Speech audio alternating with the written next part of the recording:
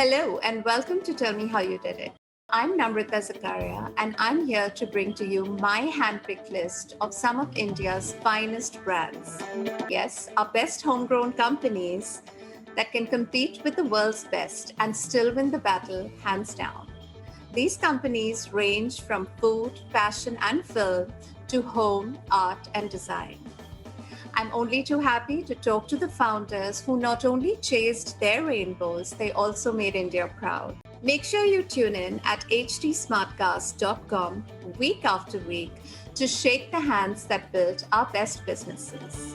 Listen to them tell me how they did it. If you love coffee as much as I do, then you have to have tried Araku. It is India's first premium coffee company that is sold extensively in France and much of Europe. It derives its name from the impossibly beautiful Araku Valley near Visakhapatnam in Andhra Pradesh. Unfortunately, the area is more famous for its red corridor. It's a highly troubled Naxal belt. But my guest today has managed to traverse that very tricky line between Adivasis who live in and live off the forest, as well as a state government who the tribals just will not trust. He has managed to put together a large-scale cooperative growing high-end specialty coffee. It's come to be among the largest organic coffee plantations in the world. Please meet Manoj Kumar. He's a developmental economist. He's the CEO of the Nandi Foundation, and I also like to call him India's Indiana Jones. Welcome to the show, Manoj. Thank you, Namrata. It's so wonderful to have you talk about the Araku story with me. I wanted someone like you to bring the passion and the fire that the tribals so richly deserve. Thank you. I want to tell you, Manoj, I have no questions for you. I'd rather you interview me because I'm applying for the job of an intern at Araku. Good one. You know, what this really makes you to do is I just get questions like this from a whole lot of people. I just send them off to Araku. I don't interview them because Araku is an emotion. Yeah. Araku is a passion. Araku is not an Excel sheet, and nor is it a PowerPoint. So I tell them, go to Araku, live there for a week, meet my farmers, breathe in the fresh air, feel salubrious, get inspired, and come back and tell me, what can you do with this coffee? What can you do with this story? That's how I do. So we actually have had a lot of people. In fact, there is not a single person who's got a job in our company without ever having been to Araku first. It's a mandatory requirement. My bags are packed. You say when. I want to ask you, when you first met Dr. Anji Reddy, the founder of Dr. Reddy's Laboratories, this was 30 years ago, and he wanted to hire you for the Nandi Foundation. What sort of rural development or agroeconomy did he have in mind? No, so it's important to confess that I was in my honeymoon period of wanting to work with rural poor because I had stints already with the Development Bank of India, which was, I was part of the Small Industries Development Bank of India in Mumbai. And then I worked in a microfinance startup in rural Karnataka and AP. And I had fallen in love with the idea of living with poor people and trying to understand their cash flows, how they manage little money and how they stay always happy, and how little money can make them come out of poverty. This had fascinated me. Then I did a stint with the World Bank on my understanding urban poverty. It's around this time that I decided to switch to a US nonprofit, which brought me close to Dr. Reddy. And he then said, Manoj, would you like to go to a new space where you don't work for the World Bank or a US nonprofit, but for something very Indian? That was the time when Atmanirbhar was not even an idea or a brand, but he came up with the concept that, look, Manoj, I'm a multi-billionaire, proud to have set up Dr. Reddy's. It's New York Stock Exchange listed. I got affordable medicines, but I am a farmer's son. My father had just a tiny bit of turmeric to grow. I'm a product of that.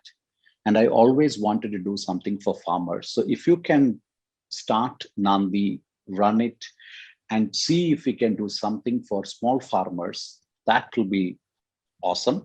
And as he got me to agree, he said, why don't we look at this beautiful place called Araku, which he used to fondly call as the Switzerland of the East for its beauty. But completely, the beauty was a facade to the poverty. Yeah. And so he said, can we go there and transform this place? I had no idea about agriculture. I had no idea of growing coffee. I did not know any of the things that I learned over the last 20 years. But you were younger, really young. And one of the advantages of being young, at least for me, was that you were more brave and more foolish. Mm-hmm. So I fell for this. There was this billionaire philanthropist asking me, can you go to Araku and change the place? And he whispered to me, the good news is nobody will complain if you fail. You'll be forgiven. Now that was useful. You know, you want somebody to underwrite failures. Yeah. And in fact, today's youngsters, this is a challenge. They're all scared of failure. You know, all the anxiety that we hear is because of the fear of failure. And he had done this great stuff of telling me, go and fail big. So that's how I started. No idea of agriculture. Everything was taught to me by the tribes and a bunch of experts that I collected on my way. Manoj, sorry for that long answer. No, it's a perfectly long enough answer, but you're being very humble because from those very simple beginnings of coming from a blank slate, so to speak, Nandi now boasts of an amazing list of investors, you know, directors on their board. There's Michael Dell of Dell Computers. There's Anand Mahindra of the Mahindra Group. There's Chris Gopalakrishnan, the co-founder of Infosys. I mean, you have your own little World Economic Forum party going on here. Was it easy to join these big billionaire names? It couldn't have been. So tell me how you did it. So I should say that again, I was lucky to have joined early on with them because you were a little more irreverent.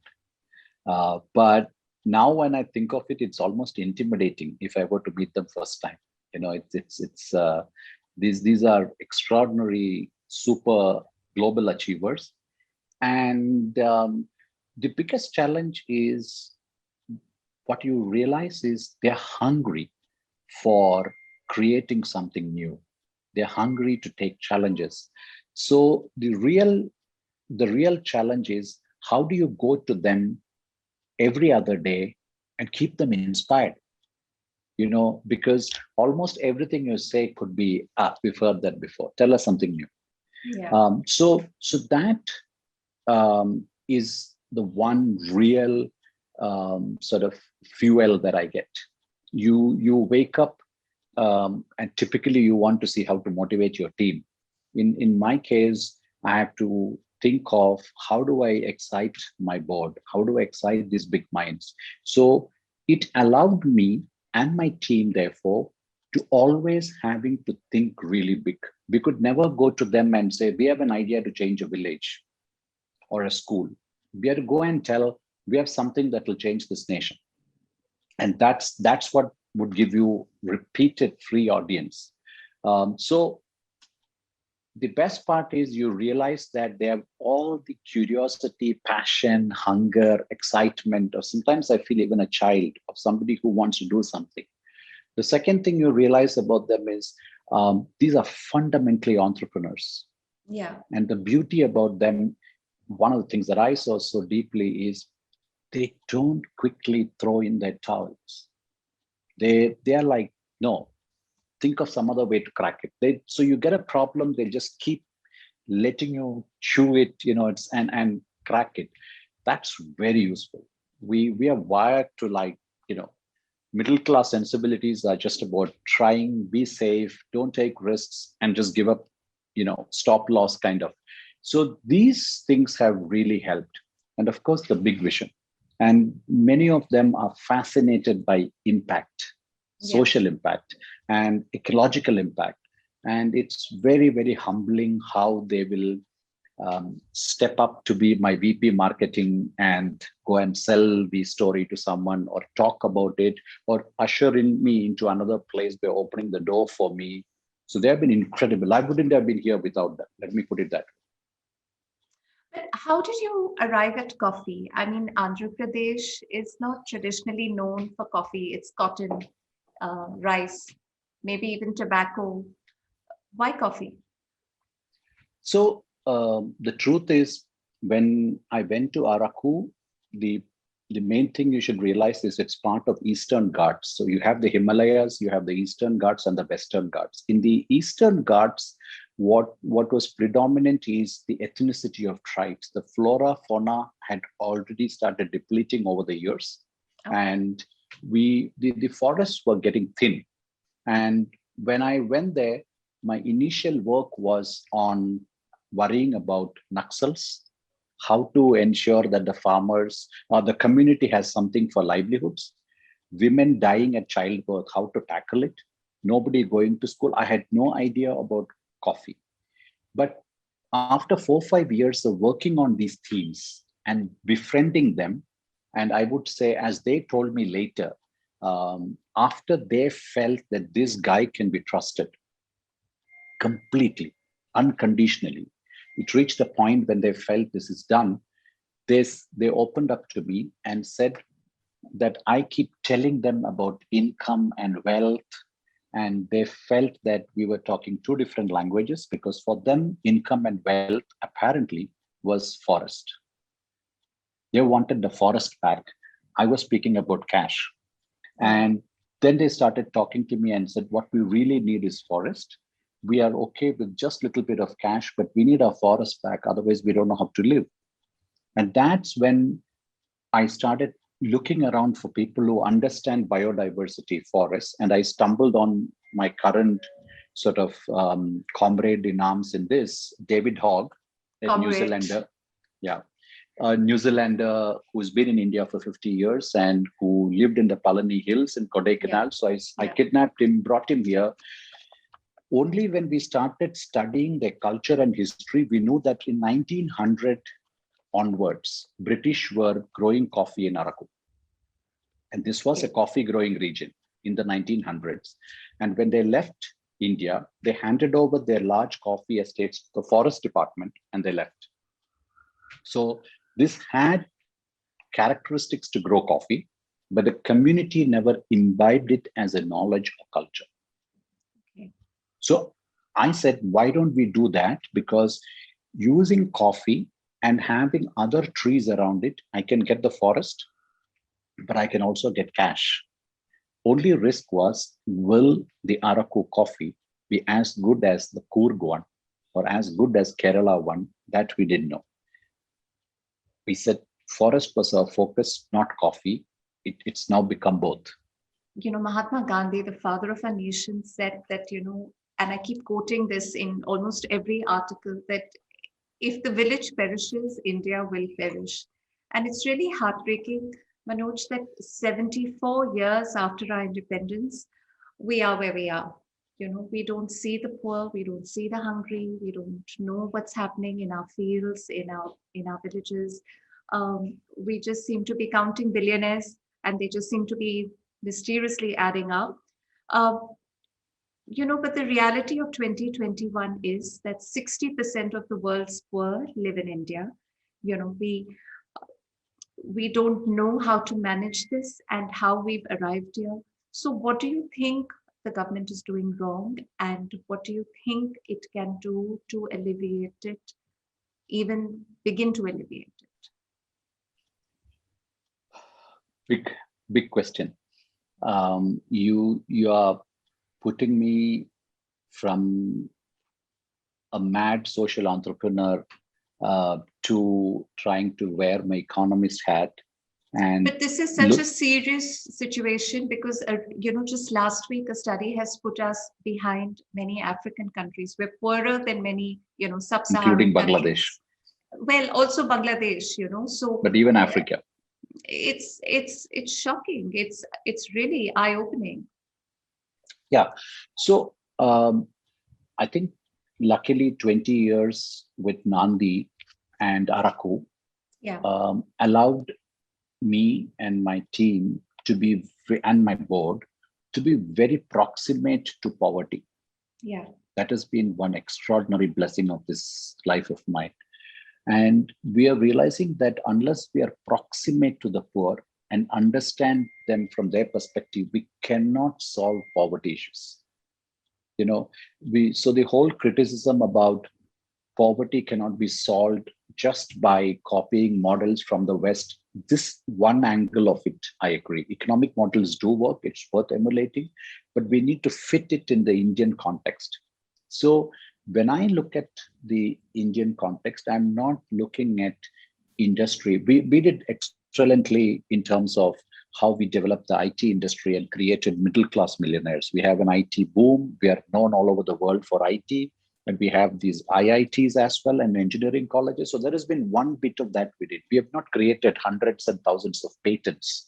yeah. We haven't got a Nobel laureate in science, I agree. But we have created a cadre of programmers, coders, and managers. In fact, some of the most global CEOs are there. So I need to put on record that we've done some things, and let's not forget that. So that's why I'm looking at them.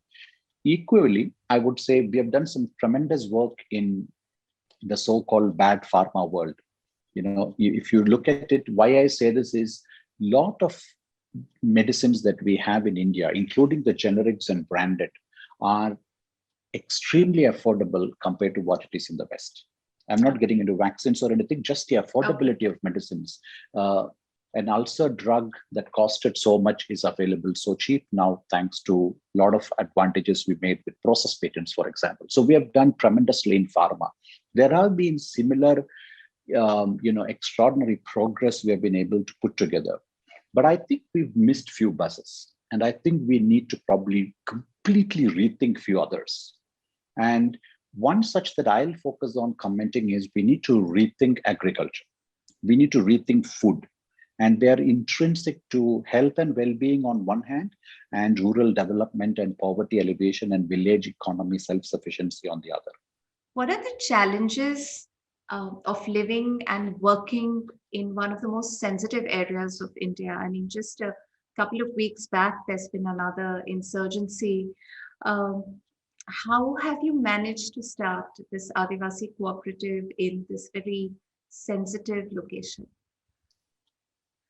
So I think authenticity helps, and building trust is critical, and you need to actually deliver. If you can do these three, we can crack it. So why I say authenticity helps is you need to be really authentic why you are hanging out there. And you need to be completely transparent, because there has been, and there is presence of the Maoist Naxal movement even now. And as you said, the right word to use this is part of the red corridor. So they are moving all over. They are able to do this only because they are in close association with the locals. And they get information from the locals, they check out who is coming, who is going, and the tribal communities have no choice but to cooperate with them. They're torn between the police or the army on one hand and the Naxals on the other. So they do check on you. Who is Manoj? What is Nandi? What is Araku up to? Why are they here? What is their agenda? Repeatedly, every single villager needs to give you a proper certificate. I love this. So they can be checking with anyone. And if every single person says, he's our friend, Nandi is our friend, they're doing incredible work, you get a clean sheet. And that's what we did. I remember early years, a lot of my colleagues were picked up and questioned by Naxals. to answer, why are you here? What is this? Why is Manoj here? We heard he's from Mumbai. Why is the Mumbai guy here? What's he doing? All kinds of stuff. And they said, no, he's genuine. So I think building trust with the community was important. And that is why from the beginning, we felt we need to create a farmer cooperative. And in fact, our model is, despite working in 75,000 acres, despite planting 25 million trees, despite creating a big processing unit for coffee, and despite all these things, having pepper, fruit trees, everything, what they know is that there are only 5 employees of ours living there. And the rest, entire work is done by the tribals themselves. The Rockefeller Center, I think this was last year, has awarded the Nandi Foundation for something called the top 10 visionaries of the world for its Arakunomics. Can you explain this wonderful term to us? No, I think there has been so many nomics going around, and when we had to put a name for what we are doing, it was too complicated to explain. But everything that we did happened in the Araku region, so we gave it the name Arakunomics. In simple terms, it's a vision for how should everyone have their relation with food, because our idea was our Arakunomics is applicable to anyone who eats food. If you do not eat food at all, then Arakunomics doesn't apply to you. But if you happen to eat food, then Arakunomics is for you. What does Arakunomics say? It's a treatise which we perfected in Araku region. It says everyone should ask the following questions before they eat food. Is this food nutritious? Has this food damaged the planet on its way till here? And lastly, did the food ensure that people who produced it are profitable? This is the simple premise. If these 3 questions are yes, yes, yes, I think that food is fine. Please eat it. But if the answers are negative, then you need to worry. And you as a consumer should raise these questions. This is our argument.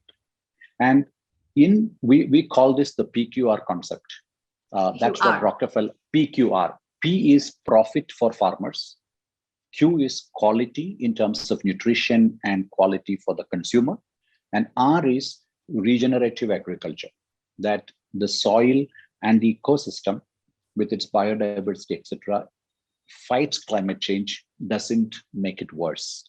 So Araku's entire agricultural template, which we now begun to replicate in Varda, and hopefully plans to take it to Meghalaya. Oh, nice.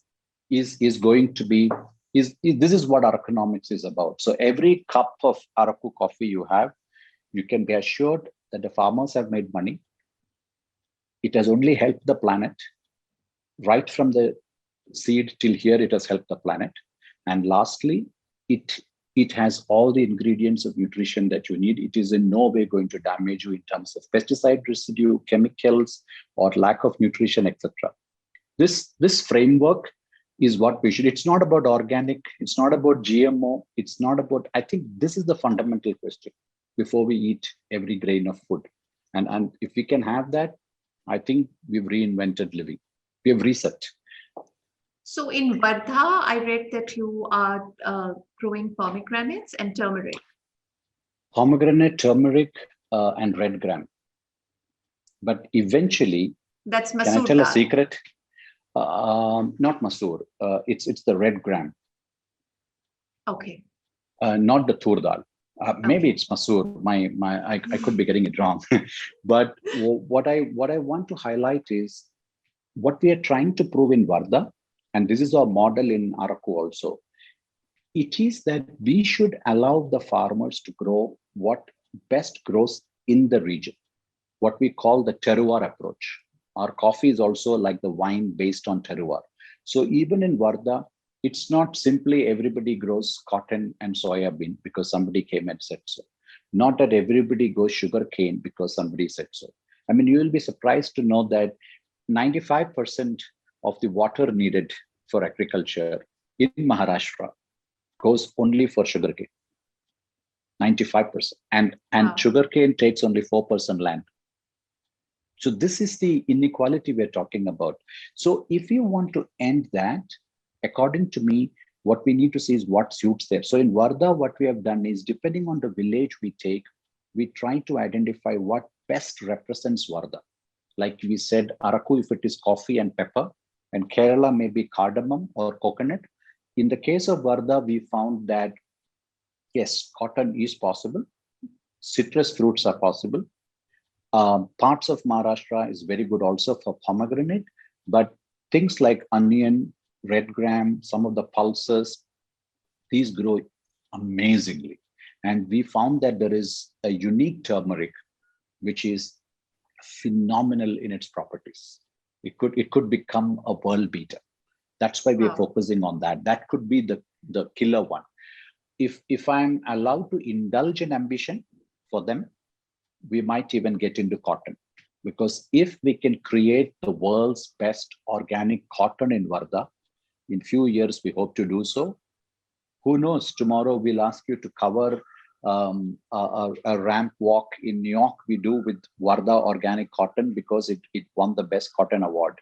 That's the possibility and potential there, and that could transform everything. Now most of the worldwide retailers are shifting to organic cotton. Fashion is becoming organic cotton. H&M is changing. Superdry is, there's a whole movement for it. And they're already sourcing from India. We need to come back to be the what was called the Manchester of the world for the right reasons. And it's a possibility. So Varda could become cotton eventually, I fear, or I think, like Araku became for coffee. And that would be worth a story to talk then. The cotton story is incredibly tragic because with Maharashtra, with Andhra, it's come to be like our cotton belt has become the suicide belt, of India. But social entrepreneurship is really the only way I think businesses must be applying themselves these days. It's one thing but it's yet another thing to make one of the world's best coffees. Please tell us how you've managed to garner the team of advisors that you have, how you've created, what is really called specialty coffee, and there has been none in India until Araku came along. So tell us about your quality coffee, the awards you've gathered, all of that.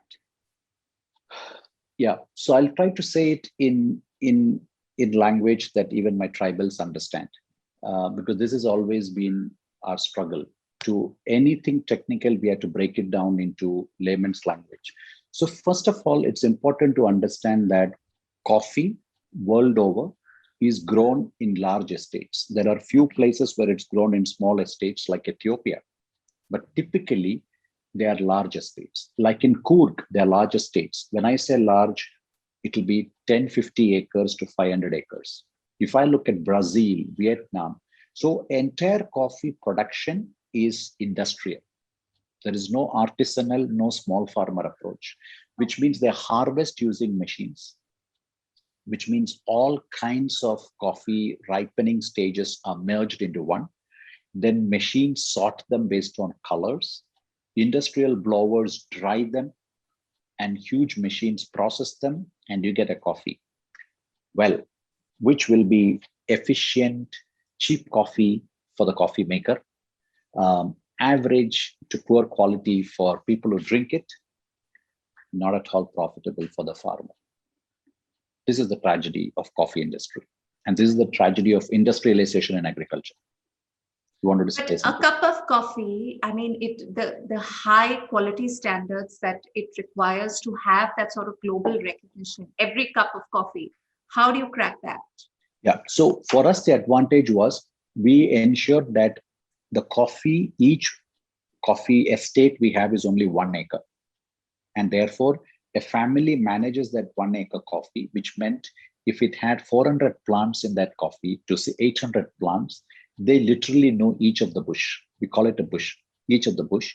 And they know literally each cherry themselves because they tended to it, which is very different from industrial. So early on, when I went around the coffee market, I traveled around the world meeting coffee buyers much before the harvest began, to tell them about Araku story and our madness. And I asked them, if I create fair trade organic coffee, will you buy it? And many of them said, get out of our rooms.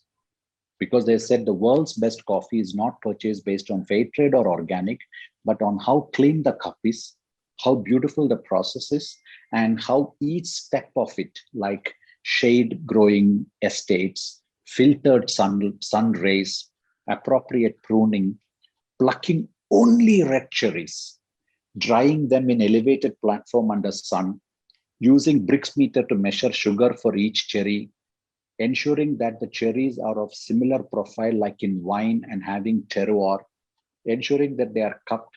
This seemed like sending someone to Mars was easier. It was so complicated. And because we had small estates and because I had a poverty and Maoist story, many of them got excited and they said, we will volunteer to come and help you, Manoj.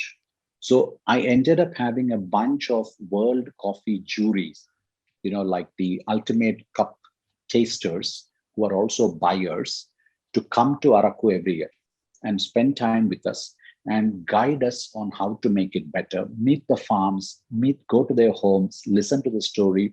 And we converted their coming into a carnival, and we converted the process of them tasting and scoring as gems of Araku competition. So we would allow them to cup and score them with the best in the world. And we had to beat the best in the world, and they would give that score and we would celebrate it and give huge cash awards. This process with them transformed tribals there to become world-class coffee growers. And we promised them if they made world-class coffee, I'll give them 5 times the normal market price and as full profits because I'll bear all the cost. So we created a model. Farmers have zero expenditure. Yeah. All expenses are borne by me. And then I give net. The price which I give is actually only profit. So we don't have a price. We have minimum support profit, minimum sustainable profit, not minimum support price. This model seemed to work like magic. And that was possible only because, so when you come to our coffee estates during the harvest season, which is from October to February, I encourage you to come, be my guest. We will show you that every single cherry, like a few billion cherries, all will be same red, exactly same red. Now, if you can do at that level with 10,000 estates doing the same thing, you simply make the world's best coffee. These guys do have the perfection of a gymnast scoring 10 on 10. And that's the magic. So I give it entirely to them. The rest is easy for us to store at a certain moisture level, to process it in a particular manner with the best equipment, to check for the moisture content and the bricks content. These are all easy. The agriculture and the cherry picking, I think it's the only place in the world where cherry picking in the literal sense of the term happens to its truest form. Yeah. So that's the secret. And it's literally tending to it like a child, it has that personal touch, right? Absolutely. You speak of coffeeology. I would like to say, the best tribute I got is when somebody from Paris came and said, you guys, your tribals make coffee like artisans make the Birkin bag for Hermes, with that detail. I think that's a compliment for Hermes, if you ask me. That's touche, good of you. Coffeeology, you've spoken of this term. What does it mean? So what we realized is, apart from just creating instant coffee and filter coffee, India is never known for coffee. We are more known for tea. And when I got exposed to the coffee world, from Japan to Korea to Nordic to France, the whole range, Europe, Ireland, America, what we really learned is that there is a whole science of coffee, which I call the study of coffee broadly as coffeeology, which includes agriculture of coffee, which includes the processing of coffee. Then it includes the roasting and brewing of coffee. And then there is the whole serving of coffee. And then there is the food pairing. This whole chain is completely at its very, very primitive stage in India. If you look at global excellence levels, that was a very shocking thing. And the ones who were leading the parade or having the podium finish never grew coffee in their country. So it was funny.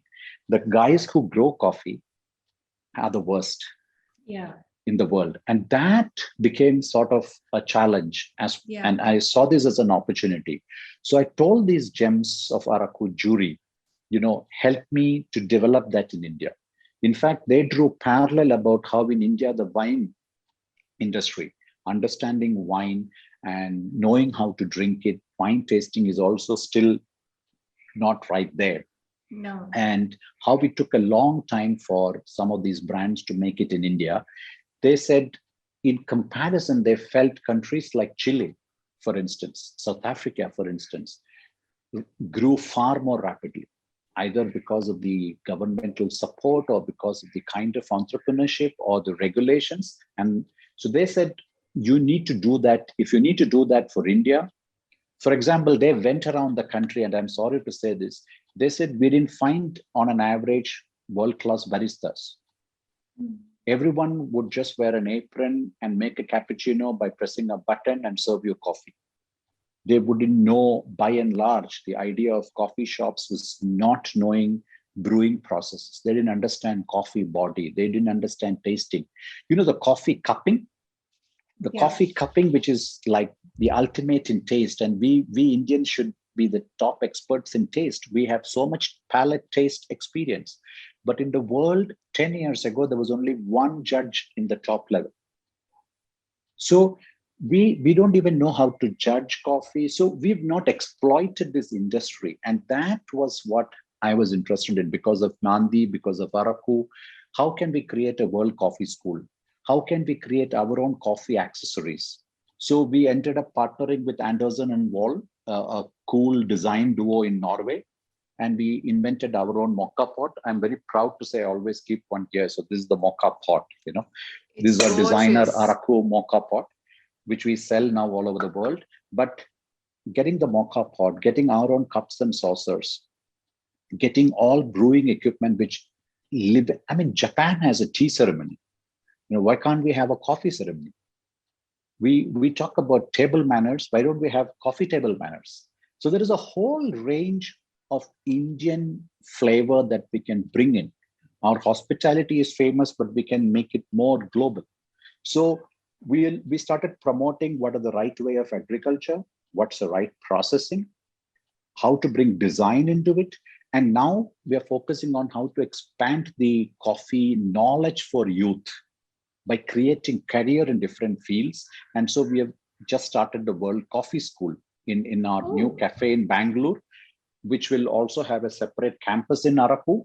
And lastly, we felt this is the time to take this philosophy into food as well and move on. But before that, within coffee, we are very keen that people experience coffee differently. And that's why post-lockdown, come to our Bangalore cafe. We'll show you that a coffee place is more than a cappuccino.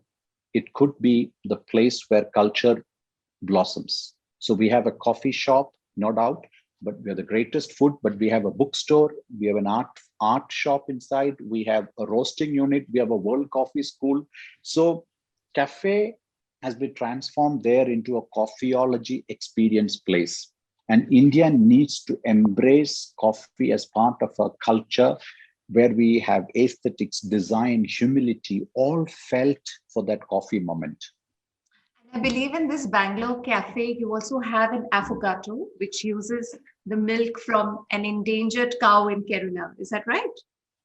This is amazing. You seem to have done complete research. I'm blown. There is an extremely. Now all I have is to drink it. All that's left is for me to drink it. No, you should come. We also have an extraordinary dessert out of it. So Vechur cow is an endangered cow in Kerala, which had gone down to the single digit numbers at one point. It got into double digit. And we have a affiliate farmer and farm in Bangalore where we grow vegetables, where we have this cow also, and it's flourishing. So we called the cow's milk by the name of the cow, and any product we make out of it by the name of the cow as a tribute, because the idea of reviving, culture like this, which is linked to species of flora and fauna, is very critical to our philosophy. And that's Yeah. why this is there. It is, by the way, again, the most nutritious milk you can get. So most endangered things are often the best, but you're right. It is there. Check out in Bangalore. Again, come and please But enjoy the place. what's been the response? I mean, I know it's still early days and most of it has been, under lockdown. The few friends or the few visitors you've had, what has been the reaction to this like phenomenon of a cafe? So I should say that very humbled, and we didn't bargain for this because we opened it during lockdown. Yeah. In the sense it was not complete lockdown. It was very hesitant, turbulent times. And we had queue every day outside our cafe to enter. We don't have bookings. So you have to come first basis most of the days. And we thought initially it was the first few days and we thought it is weekend. Bangalore, or as they say, Bengaluru, overwhelmingly responded to this, because if you walk into the cafe, you feel you're confused whether you're in Stockholm or New York, because there are Nordic elements and there is a New York feel, but yet you feel quintessentially warm Indian feeling. So this extraordinary melting pot that we created itself has been a tremendous excitement. Our furniture is out of the world. We have a New York architect who collaborated with an Indian architect. So we have Jorge Zapata from New York and Shonan Trahan from India. I know both of them. Shonan runs lab work and Jorge is Mr. Mahendra's son-in-law, right? That's right. So both of them collaborated on the concept of showing the entire story there. Yeah. In a way that it is global, clean lines, furniture curated. We then applied the principle of looked around the country for extraordinary designers. Yeah. Got their furniture, got their pieces, got their elements included. So we have a whole range of minds that you will see there. Then we have a curated bookstore. So that space in itself became an excitement. Second, we have the best coffee. We have the best equipment. We have a mod bar, which is the only one in the country. You need to come there to experience it. It's like a coffee judge told me, it's the Ferrari in coffee machines. I teased him and said, yeah, but the first electric Ferrari maybe, because the coffee is so climate change positive that it is that. Well, so there is coffee, there is great food.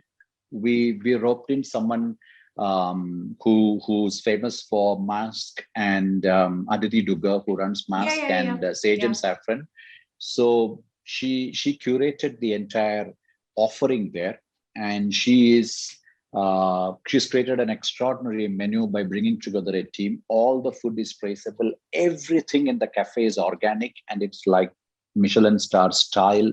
The way we serve, the way you get the portions. This is not there in Bangalore or any part of the country. It's not even there in any other city.